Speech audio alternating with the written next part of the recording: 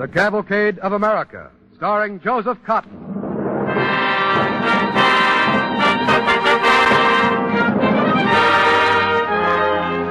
Tonight, direct from the stage of the Mosque Theater in Newark, New Jersey, the DuPont Company brings you Witness by Moonlight, starring Joseph Cotton on the Cavalcade of America.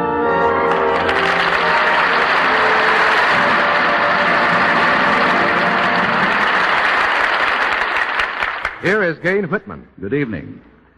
This Cavalcade performance comes to you for the first time from Newark, New Jersey.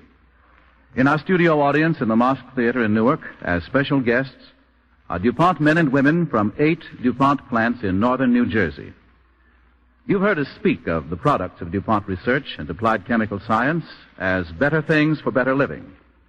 The things manufactured in these 8 plants deserve their description, including as they do plastics, finishes, photographic films, perfume bases, vitamin D compounds, lasting supplies, ceramic colors, and DDT, among many others.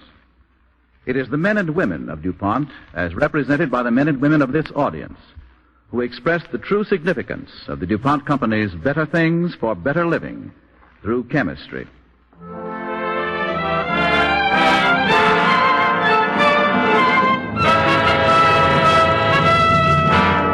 And now, Witness by Moonlight, starring Joseph Cotton as Abraham Lincoln on the Cavalcade of America.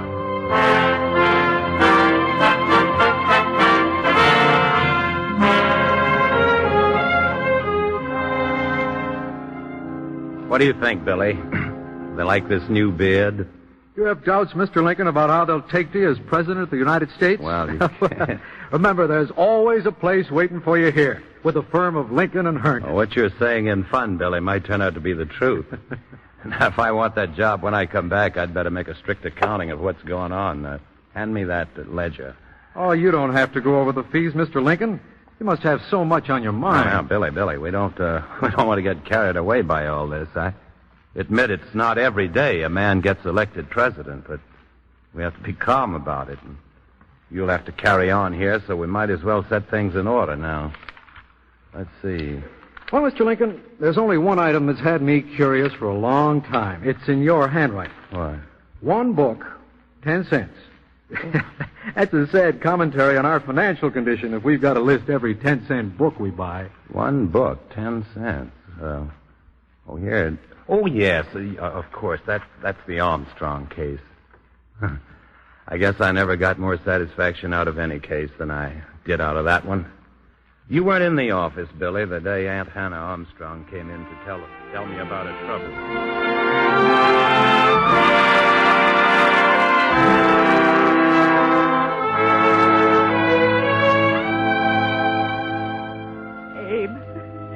Abe, my boy, Duff. They're trying to hang him, Abe. Hang Duff? Aunt Hannah, what for? They say he murdered a man, Abe, but I know my boy ain't no murderer. Of course he ain't. We got to do something about it. We'll go down to Beardstown. You come all the way down to Beardstown? Oh, Abe, I knew we could depend on you. It was you who taught me the meaning of friendship when I needed friends most, Aunt Hannah. It's little enough to do in return. They won't be hanging any innocent boy if I can help it. First thing tomorrow, we're going down to Beardstown. Tomorrow? But, Abe, the trial takes place tomorrow. Tomorrow? That doesn't give us any time at all. We'd better start right away. We'll make Beardstown by noon, and I want to talk to your boy first thing.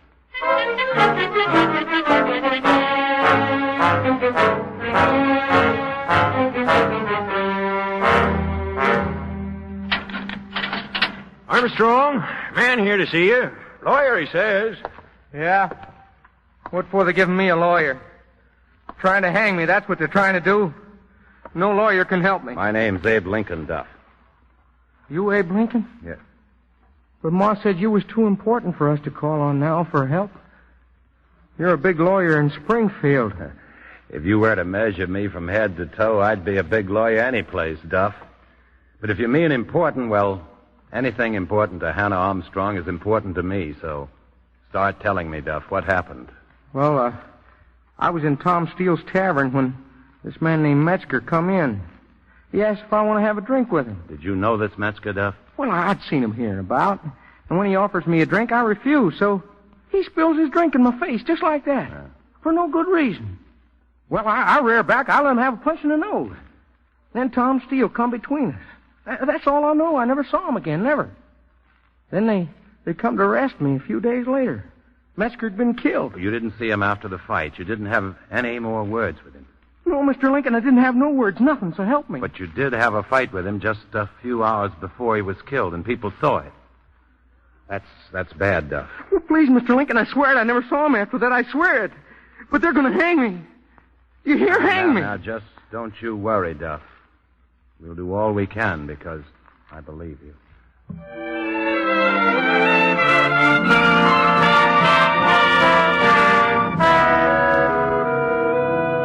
Mr. Fullerton, I know that you being prosecutor don't have to tell me much, not anything if you choose to, but, well, there's a boy on trial for his life. Perhaps you might bring me up to date in this case. Why, sure thing, Mr. Lincoln. Anything I can do without prejudicing my case. Thank you, sir. First off, how did this Metzger die?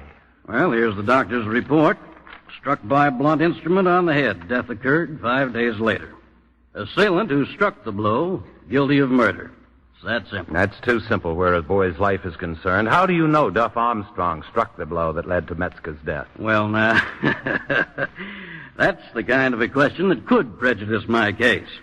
All I can tell you is I've got testimony to that effect. But the boy swears he never saw Metzger after a little fracas they had in the tavern. A man fighting for his life will say anything to save it. Yeah. Might even go as far as a prosecutor would to get a conviction, I resent that remark, Mr. Lincoln. Look here, Fullerton. If the boy swears he didn't see Metzger at the time, you should find out if your witnesses are telling the truth. You'll have an opportunity to find out if my witnesses are telling the truth tomorrow, at the trial.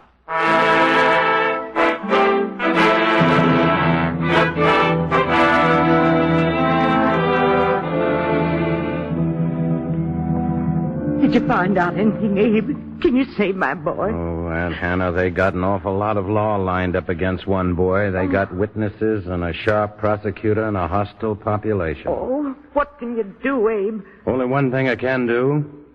Tell them your boy didn't kill Metzger. Yes, but will that be enough? It'll have to be enough because we don't know any more than that. But I'll do my best. You have my word. Of course you will. You'll do all you can, Abe. Now, if I had the same assurance from the Lord, I'd feel a mite better about this case.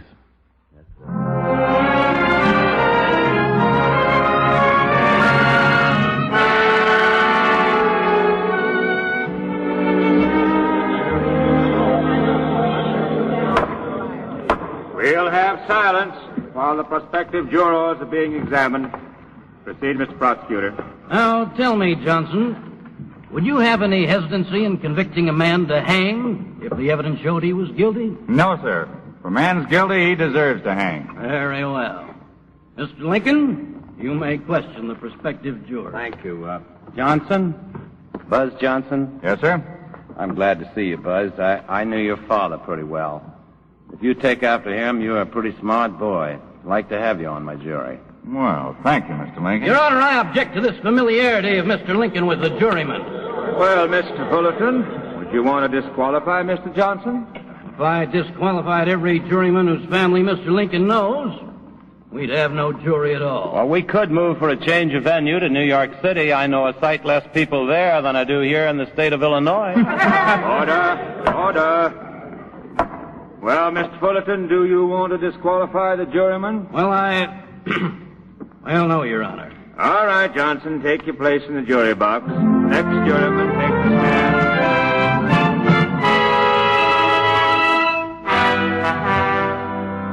I seen the whole thing. I seen Metzger murdered. And Duff Armstrong murdered him. Yeah, that's right. He's gonna hang. Order. And now, Mr. Allen, tell us what you saw after Duff Armstrong hit Metzger in the tavern on the night of August 29th. Well, later on, the same night, I seen this here defendant, Duff Armstrong, walking along the road following You mean deceased, Mr. Allen? Yes, sir, the deceased. Mm-hmm.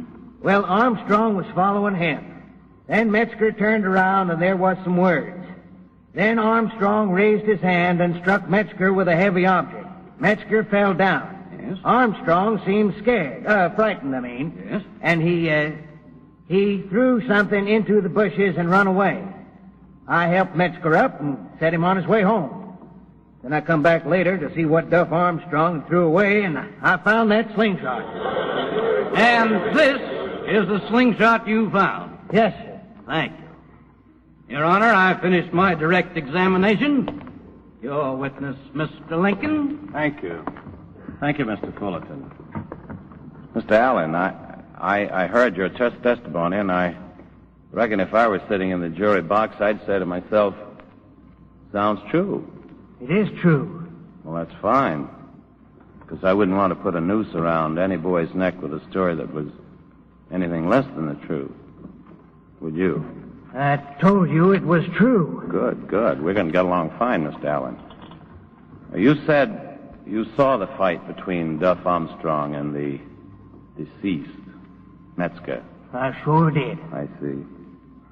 Well, why didn't you stop the fight if you saw it? Well, I was too far away. So far that even if you ran, you couldn't have got there to stop it? That's right. Well, that makes sense, Mr. Allen. Yeah. But it does sort of raise another question. What's that? You say you saw the fight, but you couldn't stop it because you were too far away. Uh-huh. Yeah. Then, if you were too far away, how could you be so sure that the man who killed Metzger was Duff Armstrong? Because it was bright moonlight out. I've seen him. And it was that man sitting right here, Duff Armstrong. And neither you nor nobody else can make me say otherwise. Well, Mr. Lincoln, you've had an opportunity to find out that my witness is telling the truth, and I hope you're convinced. Because that's the testimony that's going to put the noose around Duff Armstrong's neck. Court will recess for 1 hour.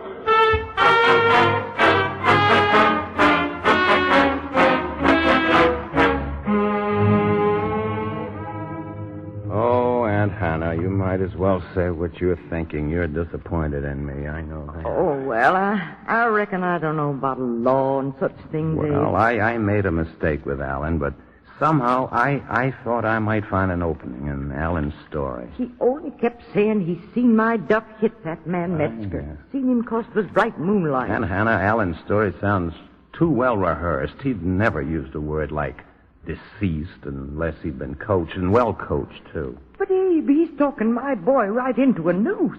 What are you going to do? I'm going to take a walk until the recess is over. Sometimes you get an idea that way. I might even do some thinking about Moonlight.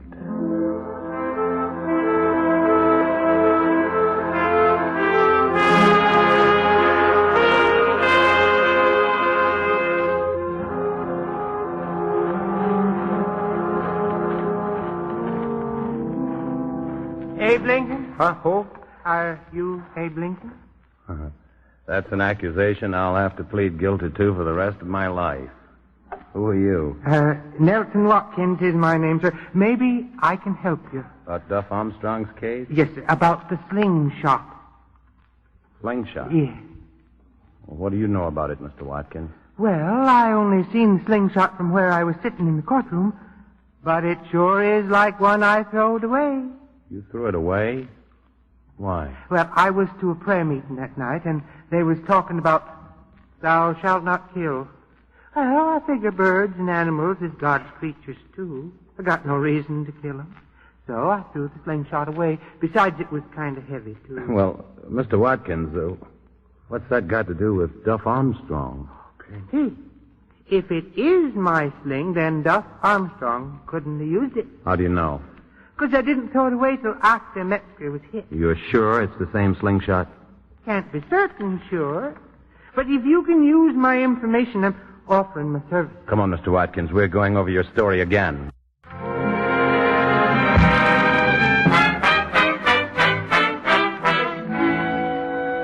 You are listening to Joseph Cotton as Abraham Lincoln in Witness by Moonlight on the Cavalcade of America, sponsored by the DuPont Company, maker of better things for better living through chemistry.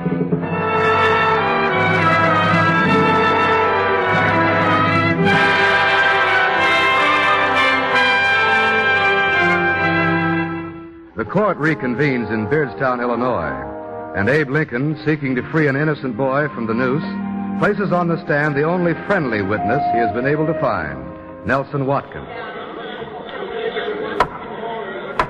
Would you repeat that, Mr. Watkins? Oh, yes, Mr. Lincoln. Thank you. That there slingshot laying on the table was mine. And when did you throw it away? The night Metzger got the blow that killed him. But I threw it away after midnight, so Duff Armstrong couldn't have hit Metzger with it around 11 o'clock like Allen said. Your witness, Mr. Fullerton. Thank you. Now, tell me, Watkins. You say this slingshot marked Exhibit A was yours? Yes, sir. It was mine. Well, now, did you ever see any other slingshot that looked like this? Not exactly. What do you mean, not exactly? Isn't it a fact that all slingshots are made about the same way? Why is this slingshot so different? Well, I don't know, except this looks like the one I made. I see. First you said it was the same one. Now you're beginning to say it looks like the same one. In another few minutes, you might tell us that it's not the one you made at all.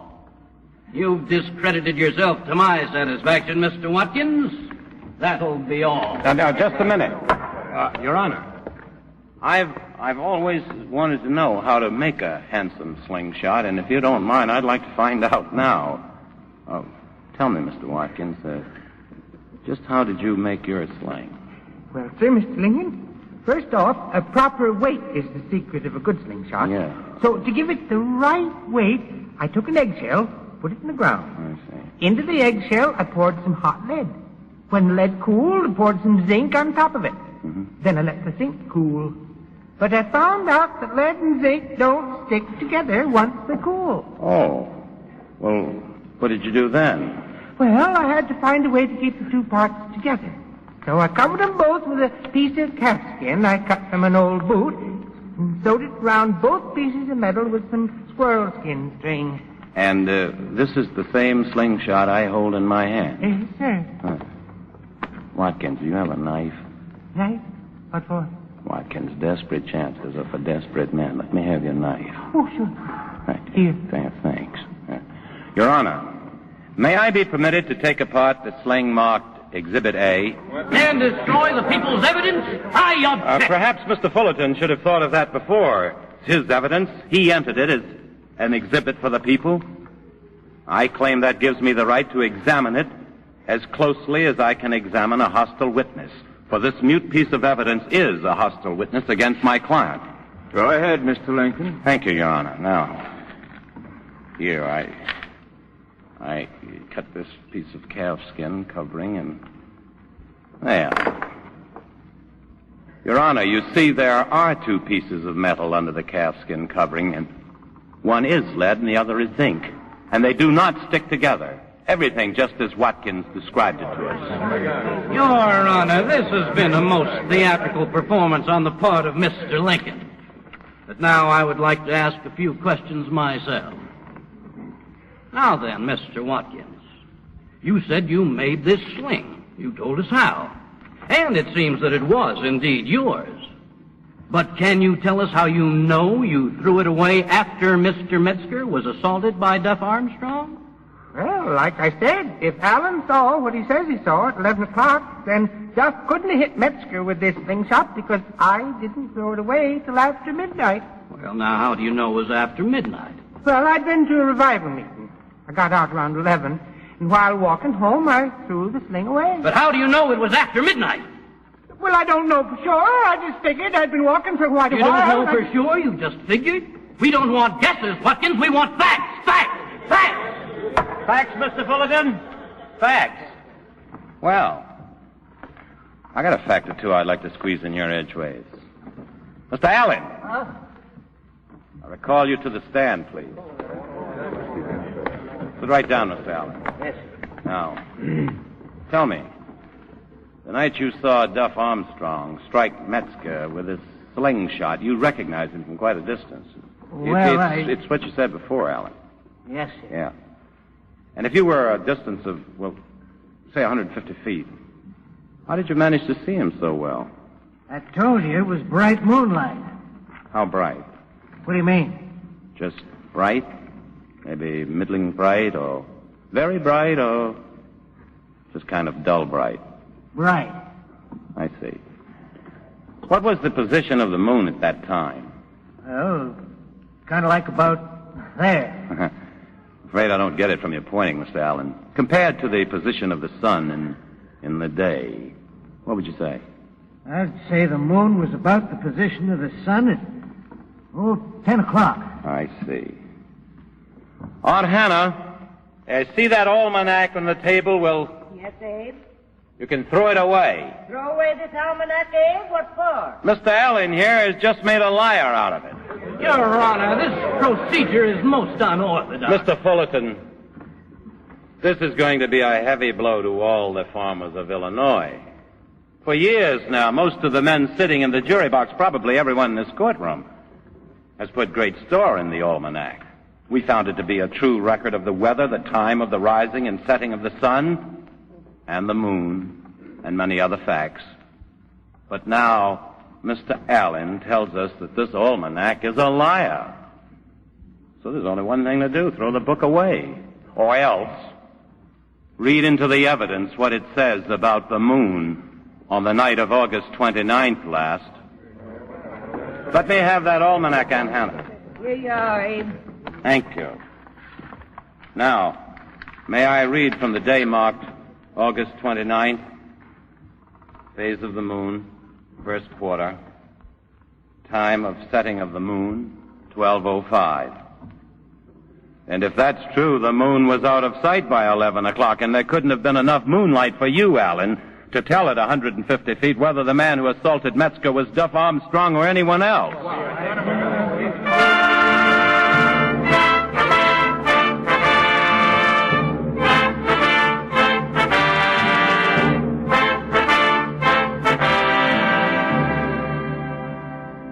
Left to say in my summation. There are some facts that are vital in this case and have been proved. The slingshot, the time of the setting of the moon. But there are also some facts that are vital to this case that are not listed in almanacs and cannot be recited by witnesses. I know those facts, and I'm going to tell them to you now. This boy on trial for his life was raised by a mother whom I consider in part my mother, too. When I needed kindness and love, she gave both to me. I've lived in her house. I know how she raised her sons, and I know that no boy she raised could be a murderer. On that, gentlemen of the jury, I give you my solemn word.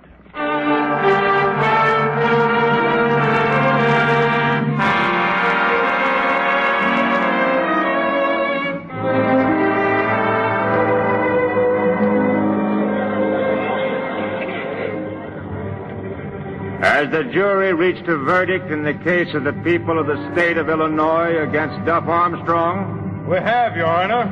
What is that verdict? We, the jury, find Duff Armstrong not guilty.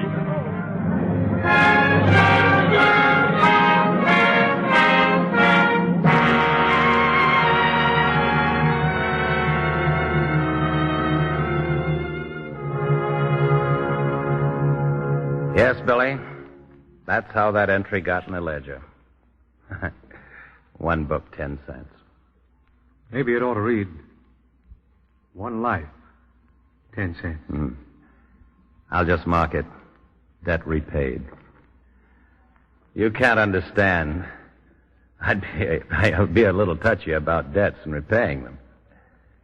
Billy, I reckon I'll be making it hard for all the historians to explain how a man who once was a bankrupt failure came to be president of the United States. Children ought to be brought up on more romantic stories than that. You'll be doing great things in Washington, Mr. Lincoln. I'd rather be back here practicing law, Billy. Have a fine life. I'll envy you. Matter of fact, Billy, that sign hanging downstairs, Lincoln and Herndon, let it hang there undisturbed.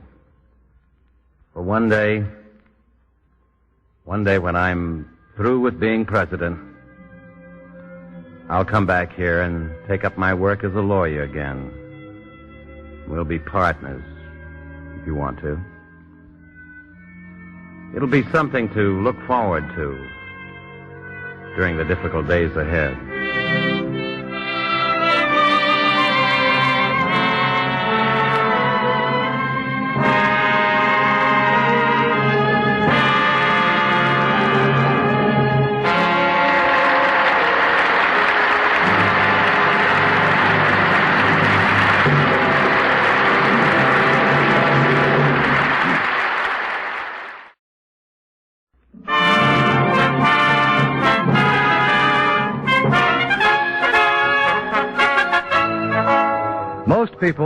not go to hear a political speech when they can go to a circus. And John Kenna found the circus in every town he visited. No one wanted to listen to his reasons why Charleston should be chosen the capital of West Virginia. In fact, Kenna's campaign seemed lost until he met Lolo the Clown. Be sure to listen next week to Under the Big Top, broadcast direct from the locale of the story, Charleston, West Virginia, starring Robert Young as John Kenna and featuring Roy Atwell as Lolo the Clown on the Cavalcade of America.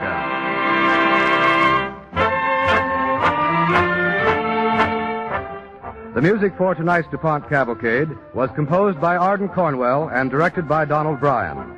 Our cavalcade was written by Henry Denker and was based on a story in the Lincoln Reader published by the Rutgers University Press. Joseph Cotton appeared through the courtesy of David O. Selznick and can currently be seen as one of the 8 stars in David O. Selznick's Technicolor production, Duel in the Sun. In the cast with Joseph Cotton were Ted Osborne as Watkins, Earl George as Fullerton, Robert Dryden as Allen, Irene Hubbard as Aunt Hannah, House Jameson as the Judge, Lawson Zerby as Duff, Bob Haig as Billy, and George Petrie as Johnson. This is Bill Hamilton inviting you to listen next week to Robert Young and Roy Atwell in Under the Big Top on the Cavalcade of America, brought to you by the DuPont Company of Wilmington, Delaware. This is NBC, the national broadcasting company.